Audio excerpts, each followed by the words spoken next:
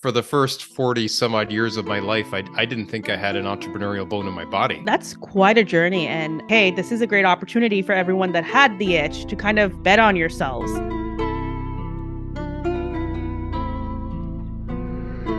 What got you started on this solopreneur journey? And as you said, the accidental solopreneur journey. Yeah, mine, I really stress the accidental part because for the first 40 some odd years of my life, I didn't think I had an entrepreneurial bone in my body. I was the typical risk averse person, right? It was the follow the script, get your education, get a job, buy a house, put 10% away, and then eventually you'll retire at the age of 65. And that's when you get to enjoy your life, right? That's the script. And absolutely. Not that there's anything necessarily wrong with it, but it does. It works great for some people, but it limits others. And for me, it was working great. For the first 40 or so years of my life, great. I got a good education. I got a good job. I worked my way up in companies. And it wasn't until maybe my late 30s where I started to get this itch, I'd like to call it, of, boy, is that it? Is there more? I feel like now I've kind of, I never made it to CEO status of a company, but I made it to some fairly good senior leadership roles, learned a ton. Yeah, well, they call it midlife crisis. Yeah, I guess. Exactly, yes. Yeah. But I never did anything about it. I just kind of had this itch of what if? What if I was to bet on myself? What if I was to try my own thing? And then at the age of 43, for the first time ever in my life, I was laid off. And that came out of left field and it threw me for a loop. My life was upside down suddenly. And like, what? This was the safe script. This is what I'm supposed to be doing it this way because it's safe. And here I am now laid off. What happened? And my initial reaction was actually, well, I'll just jump right back in. I'll find another corporate job. And then that itch was kind of scratching again. Hey, Dennis, remember you've been thinking about what if? What would it be like to bet on yourself? But I still was like, no, that's not me.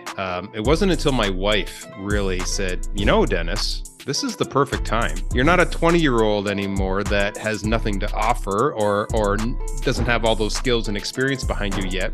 You're 43. You've got great experience. It's not like we're in a position where we're going to be broke. I had a severance package. We had doing good with our savings. My wife had a good job. And I was like, boy, maybe this is the right time. Maybe this is a sign I need to bet on myself. So I did. I decided I'm going to start my own consulting company. So green, so wet behind the ears, so naive. I had no idea what I was doing. Oh, I have no idea. But I had this. I'm going to scratch this itch. I'm going to start. So you didn't have it all figured out? Jeez. No, Shocker. I know. Okay, but here's the real thing. I thought I did. I thought, I've got 20 plus years of corporate experience. No problem. Right. I'll just announce to the world that I'm a consultant now. I'll create a logo and a landing page. Right. You have a network. You have stuff. Correct. Yeah. Clients will be lined up around the corner, right? Yeah. That's not what happened at all. But luckily, my wife and I both agreed, let's give it a full year. And then you'll know you really bet on yourself. And if it doesn't work, you'll have no regrets. I regret nothing. You'll never be sitting back at the age of 65 going, what if I had of, right?